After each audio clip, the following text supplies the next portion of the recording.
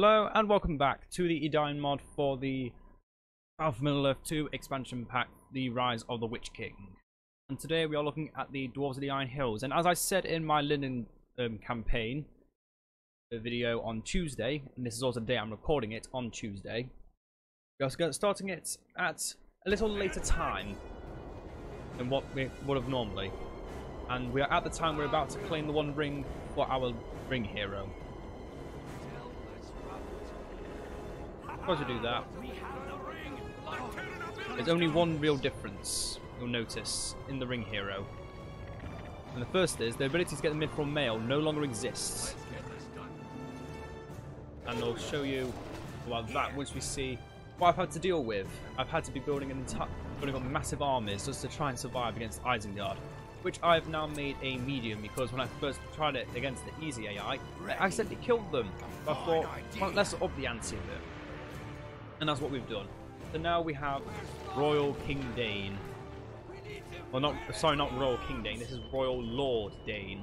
This is before his time as king under the mountain, and this is his form in the Hobbit films. Not very easy to tell by the now golden glow, but yep. And we can also put him onto his board. Yep. Still as beautiful as ever, but very hard to see. So then, the first thing to note about the Dwarves of the Iron Hills is that they are a defensive nation, as I stated. They are starting units, the Guardians. I can find them. Right, how many Guardians left? Yep. The Guardian units, instead of the reduction in armor they can do with their basic attacks, they give themselves armor for 30 seconds. And that's just a nice little glow. The second unit of the dwarves, instead of the phalanx, which reduces the armor, no, they don't. They increase damage to infantry and buildings. They have a shield wall formation, so again, showing they're more defensive. And then they're crossbowmen. So yep, the axe throwers do not exist for the Iron Hills or Eredluin, only for Erebor. And their ability is to gain a massive increase in armor, but a bit of a decrease in range and vision. So this is meant to be used when you're trapped in a corner. You have nowhere to go. You just become a living wall like the rest of your faction. And then our elite units are known as the Ironbreakers, Dwarven Slaughterers. And these are my favourite of the three, mainly because in fact you can possibly hear it. Go! Unit, move quickly! One of their quotes. That laugh. That laugh is why I love this faction so much. But obviously it's not just that. As you'll notice from these units here, we have Dwarven Ram Riders, the only faction that has dedicated cavalry. The only Dwarven nation has dedicated cavalry, and we get them from the Citadel as if it were our scout hero. We do not start with a scout hero, we can only pick these 3 scouts of the Iron Hills. But once we can then upgrade them to become Ram Rider units. So our scout heroes are a lot more efficient. However, they require a different hero, and we're about to lose our ring here. Let's not do that. Move him far, far away. Let's move all our heroes far away, actually. They don't die. Don't have to keep doing that. So once you get the scouts of the Iron Hills, they take a very long time to make, unfortunately, which is an annoying feature about them. I move all my units away. They attack. So another thing to note about the Slaughterers, their ability, unlike the Arkengard, sorry, they don't have a passive ability. They have a switch weapon ability, which gives them pickaxes. If they use their pickaxe, they knock back enemies, but they lose a bit of armor for not wielding a shield and axe. What say you? So this is the scouts. Scouts start with Scouts of the Iron Hills. The Scout of the Iron Hills have great vision radius and reveal hidden enemies. And then the next ability, the Ram Riders, requires Narin, the Ram Rider hero, and it requires the elite equipment. Originally, you didn't have the Ram Rider at all. You had Bilbo Baggins, the younger Bilbo Baggins, as your ring hero. Not ring hero, your scout hero. And he had an array of abilities similar to those of the Edain 3.8 version. But they've changed it so you can now make the scouts and the ram riders. The Ram Riders, once they upgrade, they start with this ability, and they keep this persistence as they get the units. They get increased vision range and radius. And then once they reach their Ram Rider state, whoever is trampled on the Ram Riders do less damage for 10 seconds. Pikemen do 20% less. So obviously, Pikemen are still a target you want to try to avoid as cavalry. But the thing is, this cavalry unit, the Ram Riders, are actually good against Pikemen. But that's still a damage reduction just by sending them in. So you send them in, one charge, that will often kill most units. It kills a unit of Isengard or a Pikeman in just one charge. That's impressive on its own. And next, there's also 3 of them. And unlike your other units, they immediately come from the Citadel. And you can get them from other Citadels as well, of course. But again, they are limited to only 3, so obviously you're not a dedicated cavalry nation, but these are your dedicated cavalry. Unlike the battle wagon. And as you can see, unlike the battle wagon of Erebor, the only difference is we don't get the axe throws, we get the crossbowmen on top of the battle wagon instead. Keep those units attacking, just so we can keep talking. But the powers are exactly the same, except we now show off the last 3 powers I didn't show off last time. The first power, Last Stand.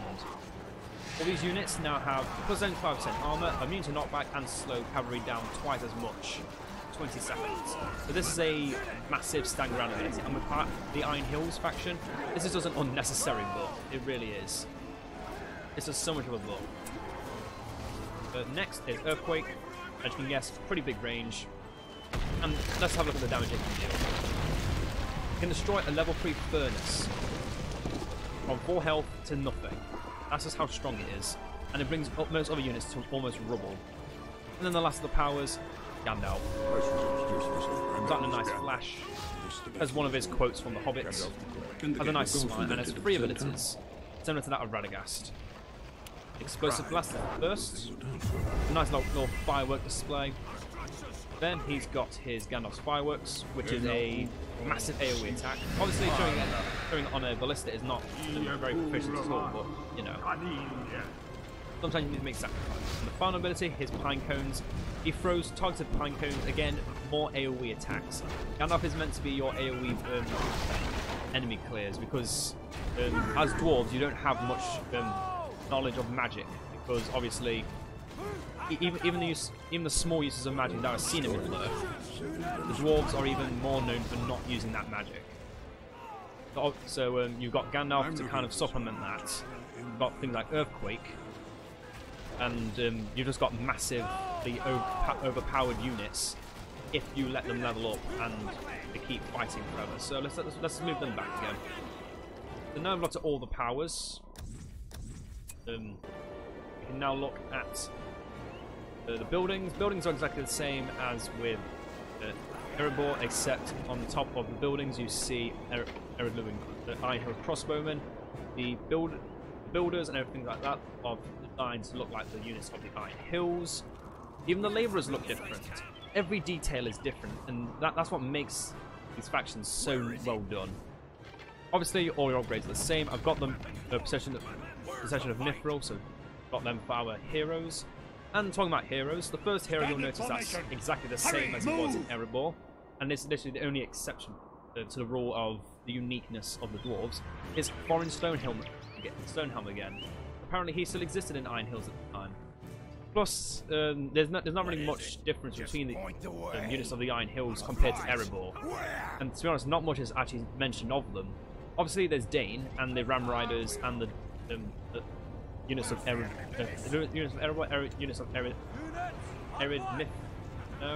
Iron Hills. Just the Iron Hills. Keep thinking the Erebor Eredluin. But the dwarves of the Iron Hills are shown quite a lot in the Hobbit film. Or the last Hobbit film. And obviously these are designed to look like them. We've got the nice red and rather dark steel colours, which gives them a very menacing look to them. And it's another reason why I love them so much. But there's such a nod to the films.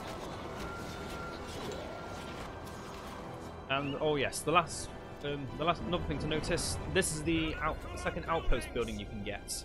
This is called the Erid. I keep saying I want to say Erid. It's the Iron Hills Bastion. You can make the units from Erid Mithrin. So there's 3 units you can make: the Zealots, Hunters, and the Dragon Slayer. These are the Zealots. Originally, this ability here used to give them a resistance to nature attacks. But obviously, at the time, Angmar didn't exist, so things like poison weren't exactly a thing. But they changed it to sprint, so they move faster. But already showing off more uniqueness in the dwarves, that they've actually got speed. Next are the Hunters. They are your ranged option in this area, and they have a ability called Nail Down. The Hunters throw a salvo of spears that paralyzes an enemy battalion or monster for 15 seconds, not usable on heroes. So obviously they're not anti-heroes, they are anti-monsters.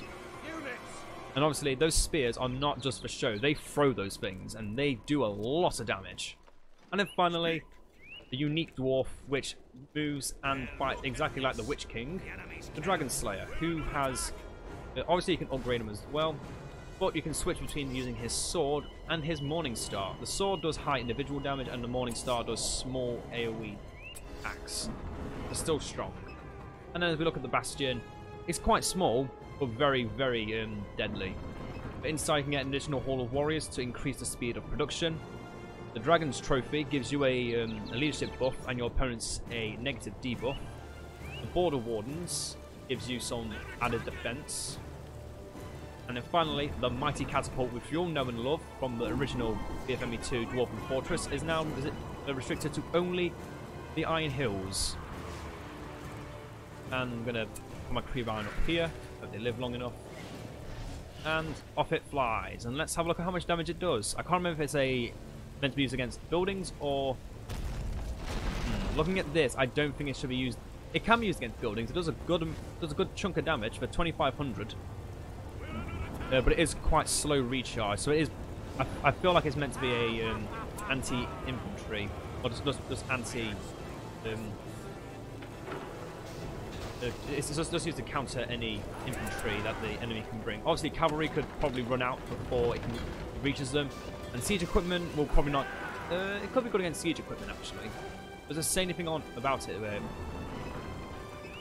No, it just says fire rots area surrounding the fortress. And it is a very respectable range as well, because obviously outposts they are stuck in specific areas. So giving the Mighty Catapult a little bit of extra range is a good thing. And the last thing, which you'll notice right here, this isn't the original catapult of we know and love the Iron Hills, because this is an upgrade from that. Not only is it it's got the design of the Mighty Catapult, but if we send it into attack, you'll notice, we've got our targets right here. It fires 3 shots. It wasn't very easy to tell because they were flaming and moving very fast, but those are 3 shots being fired. 1 in the center and 2 off on the sides.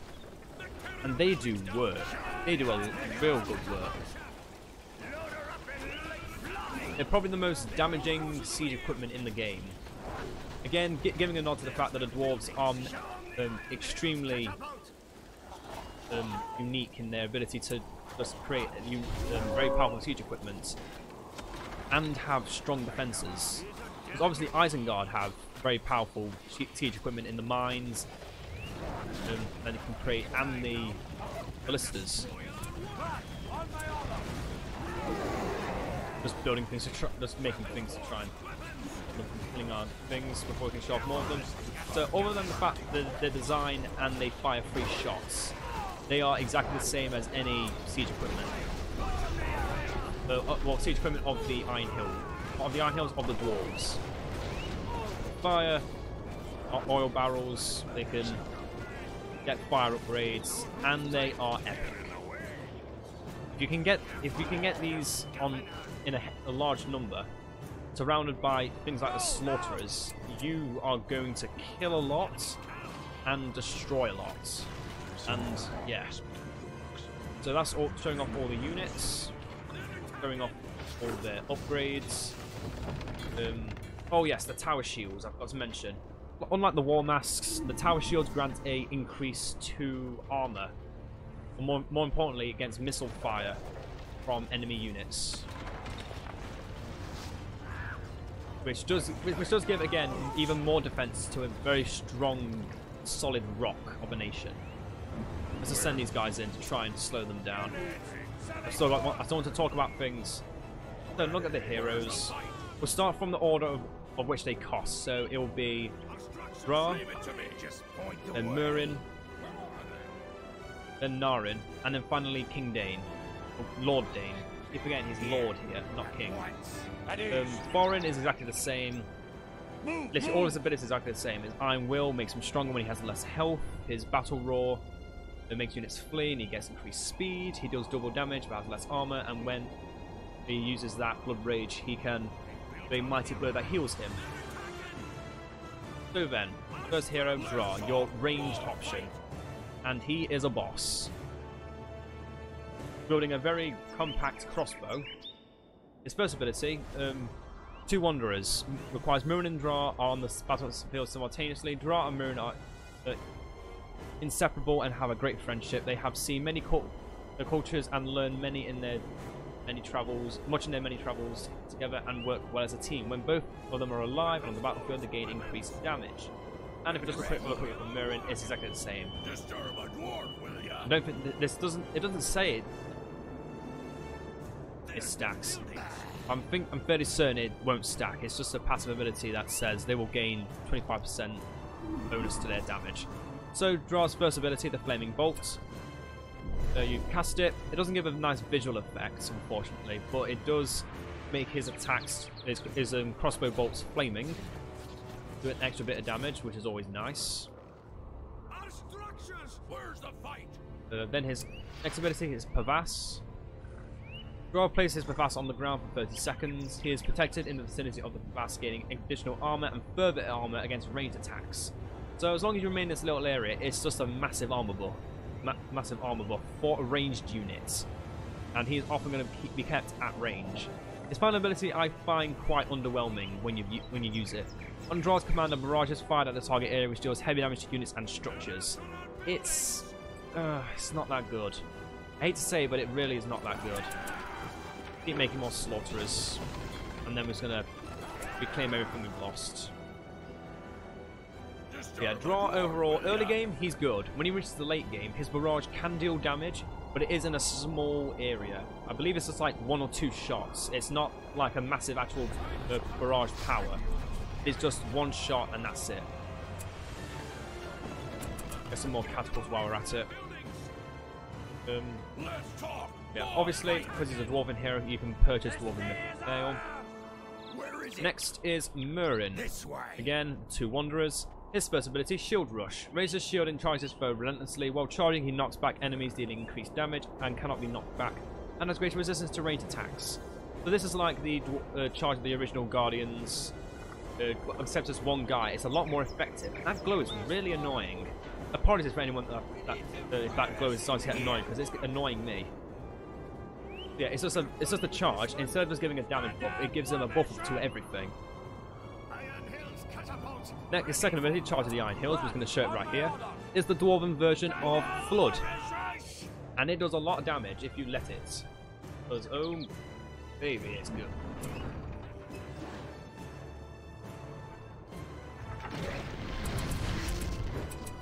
Send those guys there to try and annoy the enemy because they're annoying me. Just point away. And his final ability, War Cry, he just lets out a cry, make all enemies flee in terror. So again, his final ability a bit underwhelming, especially since Thorin gets it level 3 and it gives him a speed boost. Yeah. Come on, lads. Obviously, the difference between making enemy units flee in terror are 2 different things. Fairly certain. I want to pretend like he's actually good, but unfortunately, he is still a bit underwhelming in my opinion. I'm just trying to find ways to from just destroying everything here.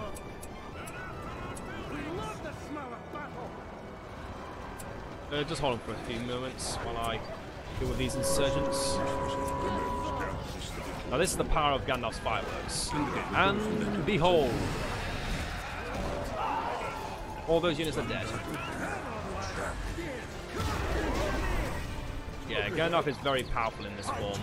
Obviously, he's on a timer, a very short timer, so you have to be respectful of that.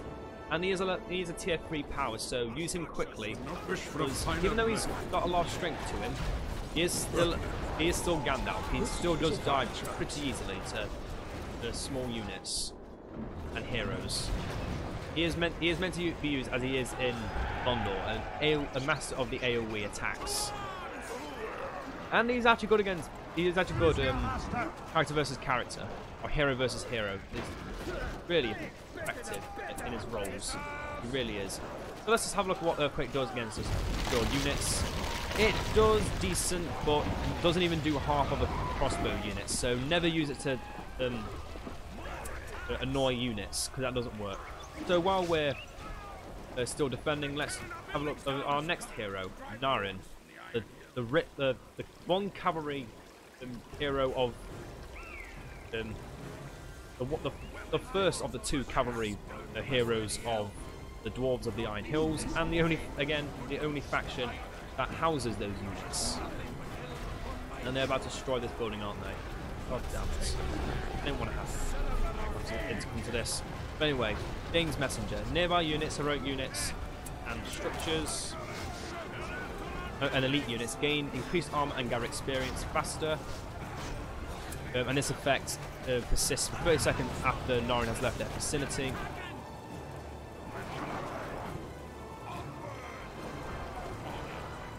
Where are the Ram Riders? Why are they there? What are you doing? His second ability, Ceasefire. This is I already remember what this does. For 30 seconds, targeted hero, enemy hero, I'll also add, can't be dealt damage. But follow me on this. Maybe he can't be dealt damage because he can't deal damage back. You basically neuter an enemy hero, so you can give yourself time to build up. Sorcerers, move out and do what you do best.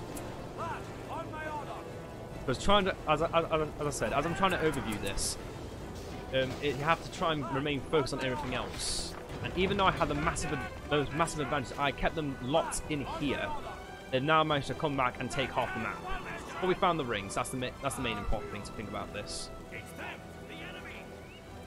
And we lost the Ram Rider somehow. Also annoys me.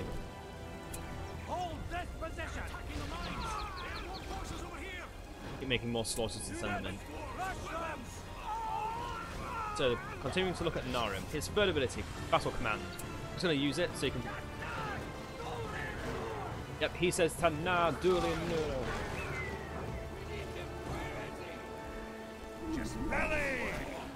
And this gives increased damage, but at a cost of movement, of offering units' movement speed.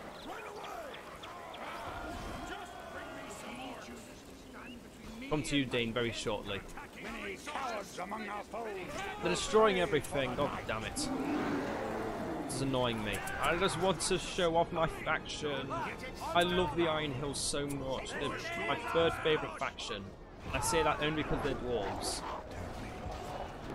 Otherwise, I wouldn't play them at all. Okay, that doesn't sound right. I don't know. His final ability, Alliance. Narin sends, that needs to be corrected, sends a raven to promise an allied hero his support. The designated hero cannot take any damage for 10 seconds. Ability may be used across the whole battlefield. So, the one time you want to use this is on Dane when he's in his ring form. But before we have a look at what his ability here does, I'll tell you what his ability does when he's normal. This will give a fear resistance and armor bonus to all allied units and heroes in the vicinity. Then at level 3 he gets his mount, his boar. Level 7 defends during his realm. An allied building and all dwarven units near the building are invincible. Originally it didn't. It doesn't normally give the building invincibility. It normally only gives the units around it invincibility. But obviously, in his ring form, he gets an increased stat. He gets a little bit of a buff. And his final ability, Bastion of the Dwarven Realms. Dane orders to build a giant fortress which gives homes all the units of the Dwarven realms and fights back enemies. You may only have one bastion in the game at one time. And this is what I mentioned in the last video. That your units, you can. This is why I also like the Iron Hills. You've got the most diverse roster because you technically have every unit with Edain. And in this final ability, Durin's Forge, originally it was called Arle's Forge. Obviously, a bit of a nod back to Durin, because obviously these are not, originally Durin was the ring hero, so it was called the Forges of Arle. But the Durin's Forge does exactly the same, but at a little bit stronger. So now let's have a look at what Durin's Heir gives. Due to the whisperings of the ring, Dane's pride rises to unfathomable heights, and he declares himself the seventh and last reincarnation of Durin. He puts on a mithril mail, so obviously his mithril mail choice goes because he immediately puts it on. He's improved values and inflicts area damage. The ring fuels Dane's peculiar nature and makes him upgrade his defenses into a bastion. Allied buildings in a wide radius gain increased armor and damage and 25% production speed. The Hall of Warriors now trains units instantly. If there's no Dwarven buildings in the vicinity of Dane, he gains less armor, damage, and speed. So he is literally the defensive. He is a guy that's meant to be kept near buildings. If he's not, then he is useless. So obviously, you just make things like the Lone Tower. You can make the Citadel. You can make the Bastion. You have a lot of ways to keep Dane near a building. But look at this. That's ridiculous. Our most elite unit made instantly. There's not even any time in between. They're made fatter than if they were made by Call of the Horde. That's ridiculously good.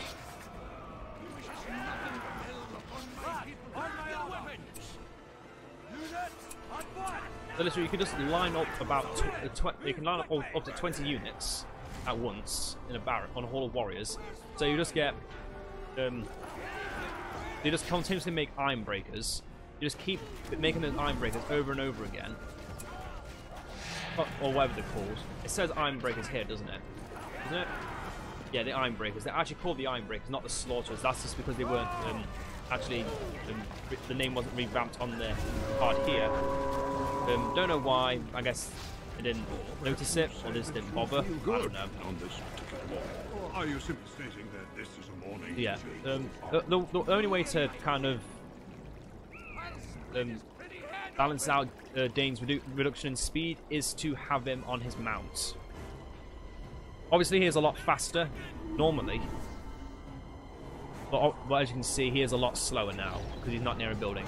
So before we end this, let's make sure we can show off Dane's power. So we're going to build a building here, and his speed goes back to normal-ish.